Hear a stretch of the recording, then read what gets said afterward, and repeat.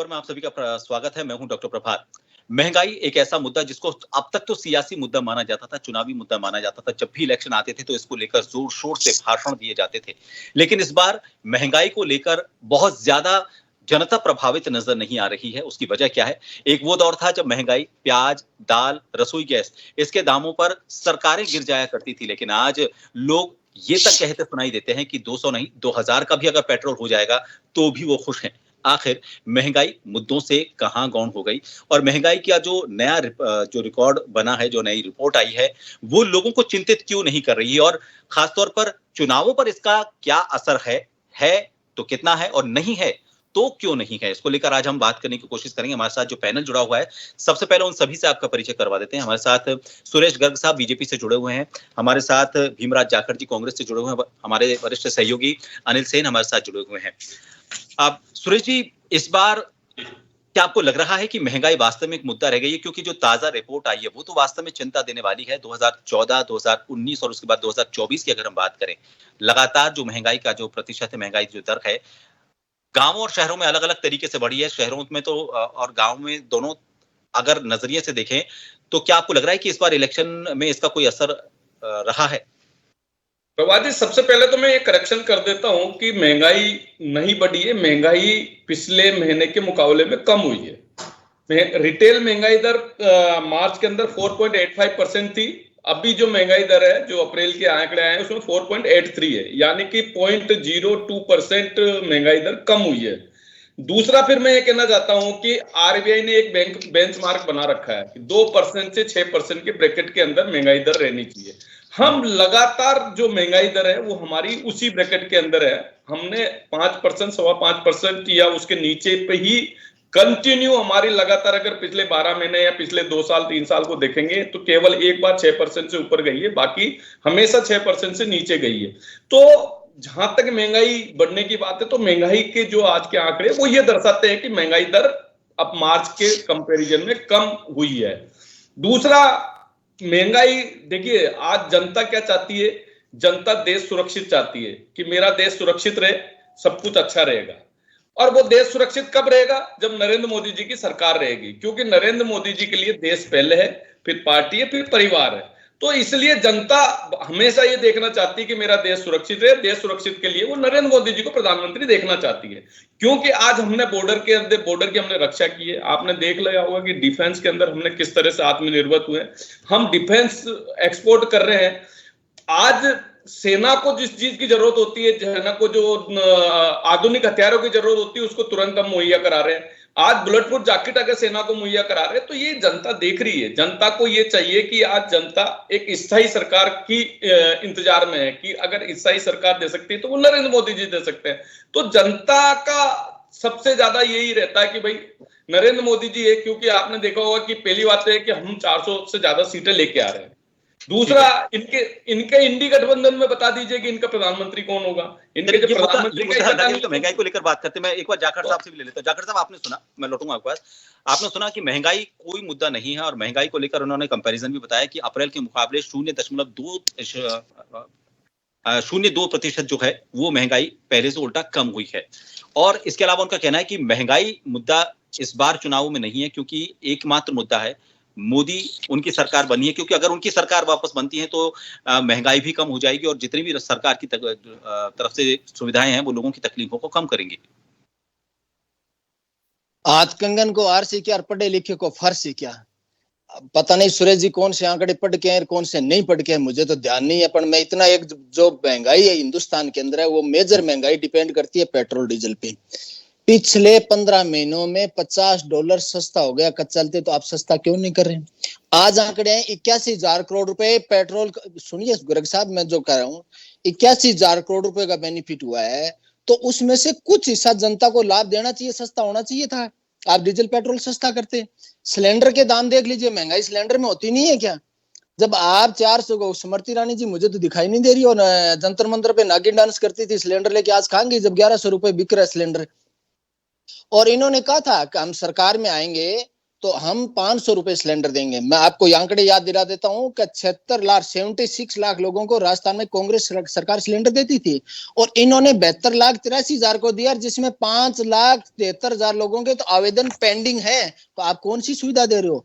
दूसरी बात मैं कहना चाहता हूं, जब जो आबादी, जिस स्टेट या देश की आबादी 75 या 80% के करीब एग्रीकल्चर पे डिपेंड करती हो, तो मुझे बताइए कि पिछली बार जब कांग्रेस की गवर्नमेंट थी, सरसों 7,000 रुपए प्रति क्विंटल बिकती थी, आंकड़े उठा के पढ़ लेना, और कॉटन 10,000 बिकती थी, वो 6,000 बिक रही है, और सरसों 7,000 बिक रही है, 4,500 बिक रही है। इन्होंने घोषणा पत्र में वादा किया था 2023 के विधानसभा चुनाव में कि हम किसानों की गेहूं 2,800 रुपए प्रति क्विंटल खरीदेंगे, और वो 2,400 रुपए खरीद रहे हैं। ठीक है, कपास 10,000 बिकी, 6,000 बिकी, जीरे का भाव देख लीजिए 60,000 से 22,000 रुपए आ गया, सौंफ 25,000 से 9,000 रुपए आ गई, चना 8,000 से 54,000 रुपए आ गया, और गुआर 33,000 से 47 रुपए आ गया। और नरेगा के 10 करोड़ 73 लाख नरेगा मजदूरों को केंद्र सरकार ने निकाला है, कांग्रेस ने निकाला है। आप कांग्रेस इंडी गठबंधन को कह रहे थे, और प्रधानमंत्री 4 तारीख को आपको पता लग जाएगा प्रधानमंत्री कौन है। बीजेपी पहले घोषित करती है, हम जीतने के बाद करते हैं, अलग अलग फार्मूला है। उस पर डिबेट करनी हो तो उस पर भी तैयार है। पर एक चीज बताइए, जब मैंने आंकड़े सौंपे हैं कि जो चीजें इनकी महंगाई के कारण है और उनका कारण है, और बता देता हूं कि पाम ऑयल, सरसों ऑयल, सोयाबीन ऑयल पे एक्साइज ड्यूटी 34% थी जो बाहर से आता था, उनका केंद्र सरकार ने 34% घटा दी। और जहां से पर्ची वाले मुख्यमंत्री आते हैं, 125 सरसों ऑयल मिल थी, जिसमें 100 तो बंद होगी और 10,000 की लेबर बेरोजगार होगी, और पूरे हिंदुस्तान में 40% सरसों ऑयल मिल बंद होगी। और इनकी नीतियों के कारण बीटी का जो बीज, आज कॉटन की बुआई हो रही है हिंदुस्तान में, आप पढ़ लेना आंकड़े, और कितने परसेंट पिछले साल के मुकाबले में, क्योंकि जो एडवांस टेक्नोलॉजी का बीटी कॉटन है, बीटी 6 वो अपने आ नहीं रहा है। तो आप कहां लेके जाओगे? अब बुआई नहीं हो तो कॉटन मिलों का क्या हाल होगा, और कॉटन का क्या हाल होगा? आप बताइए। जब इनकी नीतियों के कारण, और रक्षा मंत्रालय की बात कर रहे थे, मैं पूछना चाहता हूँ, और देश सुरक्षित है, एक मिनट रुकिए, बहुत नहीं हो गया, आप डिसाइड नहीं करोगे, आप डिसाइड नहीं करोगे, आप चुप रहिए, आप चुप रहिए, आपकी बात, आपका डायरेक्ट, आप चुप रहिए, चुप रहिए। एक बात बताइए, 65 पेट्रोलिंग पॉइंट थे, एक मिनट रुकिए, 65 पेट्रोलिंग पॉइंट में 45 पे चाइना ने कब्जा कर लिया, अग्निवीर से युवाओं के पीठ में छुरा घोंप दिया, और ब्रह्मपुत्र का पानी रोक लिया। चाइना चारों तरफ घूमता आ रहा है। सुनिए मेरी बात, आंकड़े, एक आंकड़ा और रह गया, 30 लाख सीटें खाली है केंद्र सरकार और केंद्र सरकार के अधीन संस्था में भरी है ना, तो महंगाई किससे दूर? मैं लूंगा जवाब उनसे, मैं आपके सवालों का जवाब लूंगा। एक बार हमारे सहयोगी अनिल भी यहाँ पर बैठे हुए। अनिल जी, जब आप कवरेज पर जाते थे तो हमारा पहला सवाल यही हुआ करता था कि आप किन मुद्दों पर वोट देने के लिए जा रहे हैं। आम जनता की बात करें तो आपने भी देखा होगा कि जनता मुद्दों को लेकर पहले कितनी जागरूक हुआ करती थी, और उनका ये कहना था कि हम अगर हमारे घर पे कुछ पैसे नहीं बचा पाते, हमारी जेब में कुछ पैसे नहीं बचा पाते, तो उस सरकार का हमें कोई सरोकार नहीं, उस सरकार से हमें, और उस सरकार को हमें वोट नहीं देना, उस पार्टी को हमें वोट नहीं देना। लेकिन अब उन मुद्दों को लेकर उनसे बात की जाती है तो वो मुद्दे उनको गौण नजर आते हैं। आपको क्या वजह इसके पीछे नजर आती है? क्या मुद्दों से भटकाने के लिए सियासतों की तरफ से जो भी प्रपंच किए जाते हैं वो इसके कारण है, या फिर लगता है कि हाँ ठीक है, जैसा कि सरकारें कहती हैं कि जब हमारी सरकार आएगी तो इन सभी मुद्दों पर भी ध्यान दिया जाएगा? देखिए, बदलते दौर की राजनीति है ये, राजनीति उस दौर की भी नहीं रही जब अमूमन तौर पर प्रधानमंत्री जी के 10 मिनट का अगर भाषण होता था तो हेडलाइन शायद यही होती थी कि देखिए प्रधानमंत्री जी ने 10 मिनट का भाषण दिया, बहुत लंबा चौड़ा भाषण उसको माना जाता था। अब दौर बदल गया है, अब हाईटेक भी हो गया है। आज की राजनीति को अगर आप देख लें, बड़ा मंच भी सस्ता है, रोड शोज को अगर आप देखोगे तो बड़ा खर्चा उस पर होता है। तो राजनीति के एक बिजनेस के तौर पर कहीं ना कहीं हो गई है, और पब्लिक भी उस घेरे में यहाँ पर आती हुई नजर आ रही है। सेंट्रलाइज भी है आज की राजनीति। अगर देखा जाए, पहले इश्यूज, मुद्दे कुछ लोकल भी हुआ करते थे जिस पर वोटकास्ट होते थे, लेकिन अब सीधे तौर पर पब्लिक जो है, जब से केंद्र में मोदी सरकार बनी है, सीधे मोदी जी से कनेक्ट हुए हैं। तो वहां पर जो है पब्लिक की, या तो देखते हैं कि मोदी जी का चेहरा है, लोकल हम देखते हैं कि जैसे लोकसभा चुनाव चल रहे हैं, कई बार तो प्रत्याशी के लिए ये तक कह दिया जाता है कि कौन प्रत्याशी है पता नहीं है, लेकिन हम मोदी जी को वोट देने जा रहे हैं। तो अगर प्रत्याशी को गौण किया जा सकता है तो महंगाई का मुद्दा क्या है? महंगाई का मुद्दा तो उनके लिए कुछ भी नहीं होगा। ये देखा भी गया, पेट्रोल डीजल की कीमतें हाई लेवल पर रही, 100 के पार रही। पब्लिक ने उस दौरान भी कहा कि नहीं, उनके ऊपर महंगाई का कोई असर नहीं है। कई राज्यों की चुनावी समीकरण को देखा जाए, नतीजों को देखा जाए, तो महंगाई शायद वहां पर असर करता हुआ नजर नहीं आया महंगाई का मुद्दा। फिर भी ये जरूरत है आज के युवाओं की हो या देश की हो, जनहित जहां पर होगा, क्योंकि बेरोजगारी, रोजगार, महंगाई, ये तमाम इश्यू जो पब्लिक की समस्याएं, लोकल मुद्दे, अगर ये चुनावी हिस्सा भी बनते हैं और पब्लिक अगर इन पर वोट करती है तो राजनीतिक दलों का ध्यान भी इन पर आएगा और ये मुद्दे भी जब सत्ता में कोई पार्टी आएगी तो सेंट्रलाइज होंगे, उनके ऊपर काम भी होगा, उनके ऊपर फोकस भी होगा। अमूमन तौर पर इतिहास रहा है 80 के चुनाव की, अगर उस दौरान की बात कर ली जाए तो वहां पर भी जब महंगाई एक बड़ा मुद्दा बना था और इंदिरा गांधी की सरकार रिपीट वहां पर हुई थी तो एक बड़ा इश्यू महंगाई का भी हुआ था, तब काफी नारे भी लगे थे। और इस दौरान भी हमने देखा था जब यूपीए 2 की सरकार थी और उसके बाद में मोदी सरकार आई थी तो बहुत हुई महंगाई की मार, ये काफी नारे लगे थे। लेकिन अब जाकर चीजें बदली भी हैं, कुछ चीजें बदलाव का एक इश्यू और भी कि लोगों की क्षमता जो है, खरीद की क्षमता कह दी जाए या फिर लोगों के हाथ में लिक्विडिटी कह दी जाए, कुछ बढ़ी है, कुछ आमदनी बढ़ी है, तो उससे भी लोगों को लगता है कि शायद उनके क्षमता जो खरीदने की वो यहाँ पर है। हालांकि पिछले रिकॉर्ड के मुकाबले अगर देख लिया जाए, जो लोगों की बचत हुआ करती थी, पिछली जो बचत हो चुकी है वो भी खपत हो चुकी है और अब जो आमदनी से जो बचत होती है वो शायद नहीं हो पा रही है। ये पब्लिक भी मानती है, जनता भी मानती है, लेकिन फिर भी मुद्दे नहीं बन पा रहे हैं, चाहे महंगाई का हो या रोजगार का हो। ये बिल्कुल सही बात है कि पहले जो बचत हुआ करती थी उसको लोग परसेंटेज में देखा करते थे कि मैं 10% बचा रहा हूं या नहीं बचा रहा हूं, लेकिन अब वो बचत को नहीं देखता, वो ये देखता है कि हाँ ठीक है, मेरा काम चल रहा है, पैसा चाहे बचे नहीं बचे लेकिन मेरा घर चल रहा है और मैं अपने आप को मेंटेन कर पा रहा हूं। तो मुझे लग रहा है कि ये भी एक बड़ा कारण है। गर्ग साहब, ये बात सही है कि महंगाई एक बड़ा मुद्दा है। ये सिर्फ एक व्यक्ति पुरुष से जुड़ा हुआ नहीं है, महिला से जुड़ा हुआ नहीं है, एक वर्ग से जुड़ा हुआ नहीं है, ये किसी तबके से ऐसा नहीं है कि सिर्फ मध्यम वर्ग की ये तकलीफ हो। ये तकलीफ सबसे ज्यादा जो है मध्यम वर्ग के साथ ही उस निचले तबके की भी है जो गरीबी रेखा से नीचे आता है। सिलेंडरों को लेकर बात कही गई, लेकिन वो सिलेंडर 400 से पहुंच गया, अभी तो 800-900 के आसपास पहुंच रहा, लेकिन एक बार आंकड़ा 1000 को भी पार कर चुका था। फिर ये महंगाई मुद्दा क्यों नहीं है? अगर महंगाई मुद्दा नहीं है तो फिर 2019 में इसको नारा क्यों बनाया गया बीजेपी की तरफ से, एक बहुत हुई महंगाई की मार, अब की बार मोदी सरकार? देखिए, मैं आपको 2-3 चीज बताना चाहता हूँ। कांग्रेस के प्रवक्ता ने यहाँ के कितना झूठ बोला है कि बोला 1100 रुपए का सिलेंडर दे रहे हैं। भैया पूरे हिंदुस्तान में 800 रुपए का सिलेंडर दे रहे हैं, 450 रुपए 400 पहुंचा, डबल तो वही है। 400 तक पहुंच गया था। अरे सुनो तो सही, तो 1241 रुपए सुन रहे आप भी सुनिए। 2014 के पहले 1241 रुपए का सिलेंडर था, उसमें 750 रुपए की ये सब्सिडी देते थे। 6 करोड़ जनता की जेब से तो 450 कनेक्शन फर्जी बंद किए। 6 करोड़ फर्जी कनेक्शन में 20,000 करोड़ रुपए साल का ये घोटाला करते थे, वो घोटाला बंद किया हमने। आज राजस्थान में 450 रुपए का सिलेंडर दे रहे हैं हम उज्ज्वला के अंदर। हम आम आदमी के लिए 800 रुपए का सिलेंडर दे रहे हैं, 1100 रुपए के लिए। आम आदमी का भी तो 400 से 800 हुआ ना, वही तो हम कह रहे हैं। तो चलो एक चीज बता दिए आप, 2014 के पहले और आज का आप कंपैरिजन कर लीजिए। 400 का 800 रुपए दे रहे हैं, आप देख लीजिए, क्या डॉलर की प्राइस देख लीजिए, क्रूड ऑयल की प्राइस देख लीजिए। आप डॉलर 85 रुपए हो रहा है, डॉलर की कीमत समझिए, क्रूड ऑयल का देख लीजिए। प्राइस देखा जाए तो क्रूड ऑयल का प्राइस लगातार कम होता जा रहा है, उसके बावजूद पेट्रोल के दाम बढ़ रहे हैं। अगर उससे कंपैरिजन करें निश्चित बढ़ रहे हैं। हाँ तो मैं वो कह रहा हूँ, हमने क्रूड ऑयल के प्राइस डाउन हुए, वो पैसा कमाया, हमने कहाँ लगाया? जनता की सेवा में लगाया। हमने क्या 36 लाख करोड़ रुपए डायरेक्ट बेनिफिट ट्रांसफर में डीबीटी के माध्यम से जनता को भेजा है। 80 करोड़ जनता को मुफ्त राशन दे रहे हैं हम, जो पैसा हमारे पास में आया है। जो हमने पैसा कमाया है, इनकी तरह नहीं है कि 1 रुपया चल के 85 पैसे भ्रष्टाचार में लगाते थे। 16 लाख करोड़ माफ किए, कुछ नहीं किया। 16 लाख करोड़ पूंजी में माफ किए हैं और 81,000 करोड़ रुपए बेनिफिट आया पेट्रोल कंपनियों को। आप पढ़ के आइए और अंधभक्ति से बाहर आइए। जनता शिक्षा, स्वास्थ्य और सुरक्षा मांगती है। भीमराज जी, मैं आपके पास लौटूंगा। भीमराज जी, एक बार गर्ग साहब को एक चीज और सुनिए, ये 30 लाख की नौकरी बात करते हैं। अरे 43 लाख तो नौकरी है केंद्र सरकार के अंदर, 30 लाख नौकरी कहां से लाएंगे भाई? केंद्र सरकार की टोटल नौकरी जो है 43 लाख है, उसमें से 33 लाख नौकरी ऑलरेडी है, केवल 9-10 लाख नौकरी बाकी है और साहब 30 लाख दे देंगे। कैसे झूठ बोलते हैं? झूठ तो कम से कम बोलो। आज कहां से आ गई 43 लाख? इतने दिन कहां थे? ये तो हमने कहते हुए 6 महीने होंगे। अरे झूठ क्यों बोलते हो जनता के सामने? आप बोल रहे हो झूठे आप झूठे आंकड़े पेश कर रहे हैं, नौकरियों का जो जनता को गुमराह क्यों? झूठ बोलता है ना, तो झूठ आप बोल रहे हो, झूठे आप हो, जनता को झूठ बोल रहे हो, मूर्ख बना रहे हो। आगे बायनाट चला गया था, वो इसीलिए चला गया कि जनता इनको नहीं गए, इसीलिए नहीं, आपका इलाज करने के लिए गए हैं। आपका इलाज बढ़िया करेंगे, चिंता मत कीजिए। 2018 में किसानों का कर्जा माफी का वादा इन्होंने किया था ना कि राजस्थान में माफ कर देंगे। आपने पूंजीपतियों का कर्जा माफी का वादा किया था, तब किया क्या आपने? मैं पूछ रहा हूँ, आपने पूंजीपतियों की कर्जा माफी का वादा किया था क्या? आपने बताइए कौन से?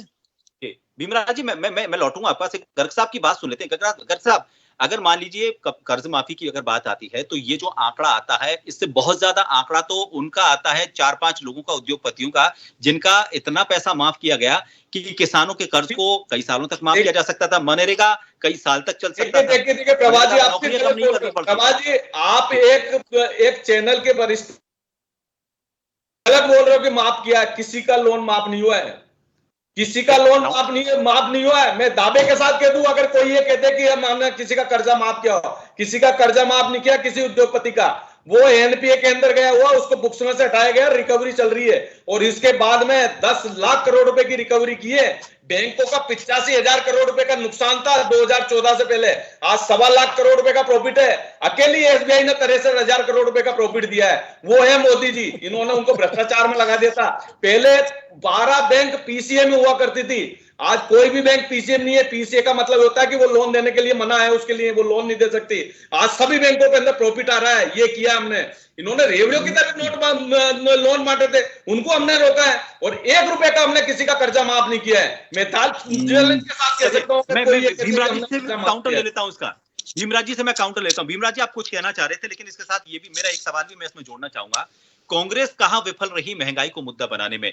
मुद्दा, अगर मान लीजिए आपको ये लगता है कि महंगाई मुद्दा है तो उस पर टिके रहना चाहिए था। मुद्दे बदले क्यों सामने वाली पार्टी को देखकर, या अपने जो आपके जो विपक्षी हैं आपके सामने जो मैदान में हैं उनके हिसाब से आपने मुद्दे क्यों बदले? आपको तो महंगाई वाले मुद्दे पर डटे रहना चाहिए था। सर, महंगाई भी एक मुद्दा है, ओनली महंगाई नहीं, मुद्दे और भी बहुत है। महंगाई पे हम कायम है और कायम थे और कायम रहेंगे। तो मुसलमानों को रुकियो, अरे ज्यादा चुप रहिए, बीच में बोलने की जरूरत नहीं है। चुप रहिए, अरे चुप रहिए बीच में, अरे चुप रहो, अरे चुप रहे, बीच में चुप रहे, अरे चुप रहे, अरे चुप रहे, अरे चुप रहे, मैं कह रहा हूँ चुप रहे, इसको चुप करिए, अरे बीच में बोलने की जरूरत नहीं है, चुप रहे, अरे चुप रहे, भीमराज जी चुप रहिए, नहीं बीच में बोलने की जरूरत नहीं है। साहब सुन तो लीजिए इनको, आप जब सुनेंगे सुनने की क्षमता नहीं है, करेंगे, जब आप सुनेंगे नहीं तो कैसे काउंटर? भीमराज जी बोलिए। मैं आपको कह रहा हूँ, हाँ बोलिए आप। मैं ये कहना चाह रहा हूँ, महंगाई के कारण है। कागज 33% सस्ता हुआ, स्टेशनरी 1.5 गुना महंगी कर दी गई। क्यों की गई? और जीएसटी जो इन्होंने लगाई थी, आप पूछे जीएसटी किस किस पे लगाई? आप हवाई जहाज खरीदो तो 5% है, 2 व्हीलर खरीदोगे तो 28% है। मूर्खों की तरह क्या हंस रहे हो?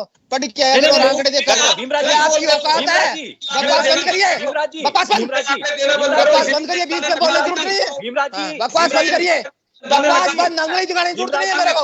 बकवास बंद, नहीं, बीच में बोलने की जरूरत नहीं है। मैं आपको बता रहा हूँ, आप शब्दों की मर्यादा इनको बोलिए कि बीच में नहीं बोलिए। मैं आपको बता रहा हूँ, मैं आंकड़े बता रहा हूँ, मेरी बात सुनिए, 1 सेकंड मेरी बात सुनिए। मैं आपको बता रहा हूँ, बीच में डिस्टर्ब कीजिए। मैं जो चीज बताना चाह रहा हूँ, 1 मिनट रुकिए आप। मैं सिर्फ इतनी सी बात कह रहा हूँ। देखिए, सारी बात ठीक है, हम उत्तेजना में भी आते हैं, अब उसमें भी आवेश में भी आते हैं। उत्तेजना नहीं सर, बीच में बार-बार बोलते शब्दों का चयन प्लीज, शब्दों हम सही कर रहे हैं। हाँ, मैं बिल्कुल सही कर रहा हूँ, बीच में नहीं बोलना, बोल देना, बीच में नहीं बोलो। नहीं बोलेंगे, लेकिन आप शब्दों का चयन देखिए, आपको बात हम शब्दों का सही करते हैं, लेकिन थोड़ा सा है ना, बोलिए। नहीं, हमारी शब्दावली सही है। 1 सेकंड और नहीं, ऐसे नहीं, गलत, प्लीज बोलिए। भीमराज जी बताइए। भीमराज जी चले गए, राहुल गांधी ने बुला लिया। भीमराज जी को एक बार फिर कनेक्ट करने की कोशिश करें, पीसीआर से मैं बोलूंगा। तब तक चलिए, हमारे सहयोगी अनिल हमारे साथ जुड़े हुए हैं। हेलो, हाँ जी, हाँ भीमराज जी जुड़ गए जी। भीमराज जी, पिछले 5 से 7 सालों के अंदर जो स्वास्थ्य बीमा का प्रीमियम था वो 15% बढ़ गया, और जो दवाइयां थी वो 160% रेट बढ़ाई गई है। आप पता कर लीजिए मार्केट के अंदर। और जो चिरंजीव योजना से जिन गरीबों को इलाज मिलता था, इन्होंने जो एक कार्ड लॉन्च किया है हेल्थ के लिए, उसके अंदर 36 करोड़ लोग ही पात्र हैं, और उसमें से 3.5 करोड़ लोगों के कार्ड में, जिसमें 1 करोड़ 45 लाख तो यूपी के। आप किसको दे रहे? कभी गलत ब्लड चढ़ाने से किसी सचिन शर्मा की डेथ हो जाती है। कल अपने यहाँ जयपुर के अंदर गलत ब्लड गर्भवती महिलाओं को चढ़ाया, उनमें से एक की डेथ होगी, बच्चा मारा गया।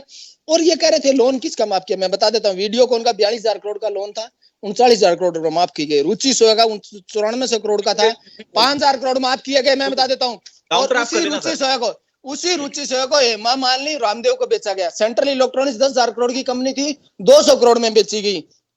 एसआर पावर का 12,000 करोड़ का लोन था जिसमें 9400 करोड़ रुपए राइट ऑफ किए गए, और एसआर स्टील पे 49,000 करोड़ का लोन था जिसमें से 30,000 करोड़ रुपए माफ किए। जब 2014 में इनकी सरकार आई थी, जब 55 लाख करोड़ का कर्जा था देशवासी, 205 लाख करोड़ का कर्जा है।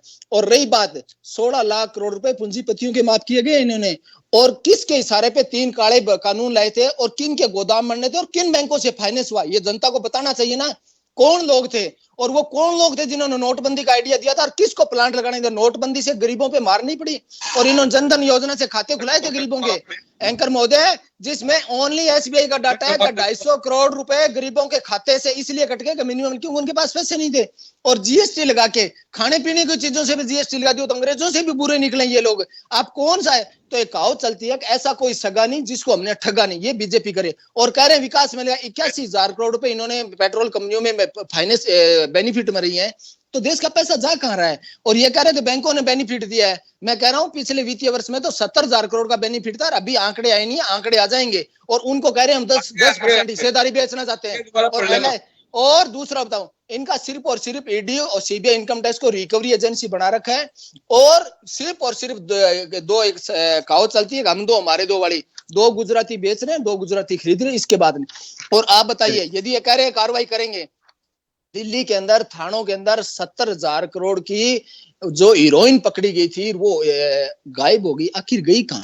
और ईडी, एक बात बताइए कि जो नेताओं को ज्वाइन कराते हैं, जैसे आप अजीत पवार को ले लीजिए, प्रफुल्ल पटेल को ले लीजिए, जिनको ज्वाइन कराने के बाद उनके मुकदमे वापस क्यों नहीं, या तो उन मुकदमों में कार्रवाई कीजिए और उनको जेल भेजिए। चलिए, आखिर कुछ नहीं है। और सिर्फ और सिर्फ किसानों और मजदूरों की लाशों की राजनीति करने वाले लोग हैं। और बेरोजगारी जो कह रहे हैं, आंकड़े पता नहीं कहां से उठा के ले, अरे आंकड़े आपकी सरकार के दिए हुए हैं और सीटों को भरी है तो गरीबों को तो निवाला मिले। चलिए, मैं ले लेता हूं आपकी बात का काउंटर ले लेता हूं। इसलिए और कुछ नहीं है, ये देश में तुष्टीकरण की राजनीति करके और लोगों की खून लाशों पे राजनीति करें, और इनके अलावा कुछ नहीं इनके पास। चलिए ठीक है, सूरज गर्ग साहब, समय कम है, एक बार आपसे काउंटर लेकर मैं मेरे सहयोगी अनिल के पास भी जाना चाहूंगा। जी, मैं ये कह रहा हूँ, ये सबूतों के, यहाँ पे पता है आपको राजस्थान में क्या हुआ था? पुलिस डिपार्टमेंट ने क्या कहा था कि सबूत बंदर उठा के ले गए, मतलब सबूत जो इकट्ठे किए थे वो बंदर चोरी करके ले गए। ये तो अरे हीरोइन तो सबसे बड़ा ड्रग्स है, उसको गायब हो जाए तो इससे बड़ा क्या हो सकता है? और सुनने, बोलिए और अग्निवीर लेके देश की आर्मी के साथ इन्होंने जो खिलवाड़ किया है,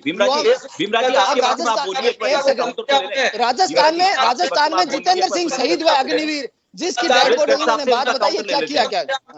जनता ने इसी बोलिए यहाँ पे बोलिए। मैं ये कह रहा हूँ कि ये कह रहे हैं कि सब दवाइयां, हमने जन औषधि केंद्र पूरे हिंदुस्तान में खोल रखे, और जो 100 रुपए के जो दवाई मिलती है ना, वो 10 रुपए के अंदर मिलती है। जन औषधि 100 वाली 200 में मिल रही है, और जन औषधि के अंदर फैल हो गए। चिरंजीवी ने पूरी दुनिया को देखा, और कोरोना काल था और पूरी दुनिया राजस्थान की तरफ देख रही थी। आप देखिए अपनी हैसियत, आप तो नमस्ते ट्रम्प कर रहे थे, आप कहां जा रहे थे? आपने कुछ नहीं है, आप जनता जानती है, आप जनता को जाके जनता इलाज कीजिए। और अभी राजस्थान में 2.5 गुना ओपीडी बढ़ गई है सरकारी अस्पतालों में। ये समझते नहीं है, इसलिए जनता इनको नकार देती है। जनता आपको नकार रही है, आपको 4 दिन को आपका इलाज हो रहा है, चिंता मत करिए, 4 तारीख को आपका इलाज हो रहा है, घबराइए मत और ज्यादा उछलिए मत। आपको हम जानते हैं। और भ्रष्टाचार की जननी बीजेपी है, क्योंकि सावरकर ने पहला भ्रष्टाचार की नींव अंग्रेजों से रिश्वत लेके की थी, तो वो सावरकर था जिसको ये लोग मानते हैं, और उसकी इनकी देन है। हमेशा जनता नकार देती है इन झूठे। बोलिए गर्ग साहब, बोलिए, आंकड़े रख रहे थे आप। हाँ, मैं ये कह रहा हूँ कि ये कह रहे हैं कि दवाइयां जन औषधि केंद्र के अंदर 90% सस्ती है दवाइयां। ये कह रहे हैं कि साहब आपने ना एक्साइज ड्यूटी, अरे भैया हमने पैसा उसको डेवलपमेंट में लगाया है। आज हम फिर भी आप देख लीजिए, अगर 2014 से और डॉलर की प्राइस देखोगे ना, तो आज भी सस्ता है। जो कंपनियां लॉस में, इन्होंने कहा था कि साहब आज पीएसयू पहले घाटे में चलता था, आज 200 बेच क्यों रहे हो? फिर उनको बेच क्यों रहे हो? यदि आज बेनिफिट में तो आपको बेचना नहीं चाहिए। एक बात बताइए, क्या एक्साइज ड्यूटी माफ करने से पैसा जाता कहाँ है? अरे एक्साइज ड्यूटी माफ करके आपने पूंजीपतियों की मदद करी है, वो नहीं बोल रहे। एक बात बताइए, एक्साइज ड्यूटी माफ करने से फायदा किसको होता है? सरकार को थोड़ी होता है, आम आदमी को नुकसान, पूंजीपतियों को फायदा होता है। आप इनको बताइए, थोड़े गणित का चैन पढ़ के आइए, तब आपको पता चलेगी। और मैं आपको मैं समझाना चाहता हूँ कि ऐसे उछलने से और ऐसे उछलने का कुछ नहीं। मैं आपको बताना चाहता हूँ, इनसे पूछे कौन से पूंजीपति गए तो जंतर मंतर पर आए थे, बोला हमारा लोन माफ कीजिए, पूंजीपति क्या माफ मेरे सहयोगी बताइए। अनिल के पास आना चाहूंगा, समय बहुत कम बचा है। अनिल, क्या लगता है आपको 2024, 2019, 2014 हम तीनों ने देख लिया मुद्दे किस तरह से बदले हैं। क्या लगता है आपको अब आने वाले वक्त में जो भी चुनाव होंगे उसमें इस तरह के जो मूल मुद्दे हैं जिनको अब तक बहुत ज्यादा प्रमुखता दी जाती थी, अब ये जो आंकड़े आते हैं, ये जो सर्वे आते हैं, महंगाई की जो रिपोर्ट आती है, ये आनी भी बंद हो जाएंगी? क्या लगता है आपको? देखिए, रिपोर्ट तो आ ही रही है, लेकिन ये विपक्षी पार्टी को समझना होगा। जो भी सत्ताधारी पार्टी के विपक्ष में होती है, ये उस पार्टी की जिम्मेदारी होती है कि वो समझाए पब्लिक को, जनता के बीच में मैसेज लेके जाए। 2014 से पहले क्या हुआ? बीजेपी विपक्ष में थी, बीजेपी ने जनता को बताया कि ये देखिए महंगाई है, आप लोगों की जेब कट रही है, ये जनता को बताया और जनता ने एहसास किया। लगातार भारत बंद हो, राजस्थान बंद हो, इन चीजों को इश्यूज बनाया गया। 400 के सिलेंडर पर धरना प्रदर्शन हुआ। जब 400 के सिलेंडर पर बीजेपी धरना प्रदर्शन कर सकती है, 1100 रुपए जब सिलेंडर हुआ था, कांग्रेस ने पब्लिक को क्यों नहीं बताया? पब्लिक को ये बताने की कोशिश करेंगे, जनता के बीच में जाएंगे, जनता के बीच में कांग्रेस अपनी पेठ बनाएगी, तब जाकर कहीं ना कहीं इश्यू यहाँ पर बन पाएगा। कांग्रेस को समझना होगा, कांग्रेस को ये देखना होगा कि वो बूथ लेवल पर, वार्ड स्तर पर एक बार फिर से अपनी जो गहरी पेट थी, पहले ये कहा जाता था जब गांव के वोट पड़ते थे कि गांव में तो यार कांग्रेस को बढ़त मिलेगी, शहरी में जो है वो बीजेपी बढ़त ले सकती है।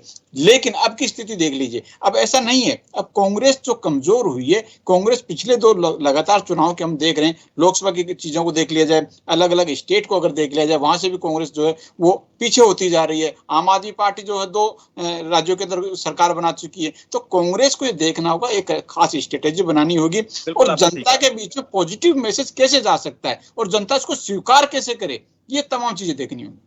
बिल्कुल आपने सही कहा कि विश्लेषण जनता को भी अपने स्तर पर करना चाहिए। सियासत जलेबी की तरह है, घूम फिरकर आपको अपने केंद्र में लेकर आएगी, लेकिन उस सियासत के बीच में आप अपनी समझ का कैसे इस्तेमाल करते हैं। विपक्ष की बड़ी भूमिका इसलिए हो जाती है क्योंकि उसको सत्ता में आना, उसका एक लक्ष्य तो हो सकता है, लेकिन उसका विश्लेषण जो आम आदमी की समझ में उसको नहीं आता, उसको कैसे उसका एक अच्छा से एनालिसिस किया जाए, उसको चाहे सियासत का मुद्दा बनाया जाए, लेकिन एक स्पष्ट उसके सामने तस्वीर रखी जाए कि आपके लिए कौन सा मुद्दा महत्वपूर्ण है, कौन सा आपकी जिंदगी से सीधा सरोकार रखता है और कौन सा आपके भविष्य के लिए बहुत जरूरी है, वो मुद्दा उनको समझाना जरूरी है। बीजेपी ने उसको समझाया अच्छे तरीके से, कांग्रेस जब विपक्ष में है तो वो भी इस चीज को समझाए, जो भी विपक्ष में है वो इसे समझाए और सियासत अपने स्तर पर जारी रहे, लेकिन आम जनता का जो सरोकार है, उसका जो मुद्दा है, उसकी जो जिंदगी से जुड़ा हुआ मुद्दा है, उसको प्रमुखता से हमेशा रखा जाए सियासत में, चाहे चुनाव हो या ना हो। बहुत बहुत शुक्रिया आप सभी का हमारे साथ इस खास चर्चा में जुड़ने के लिए। खास खबर में इतना ही। नमस्कार।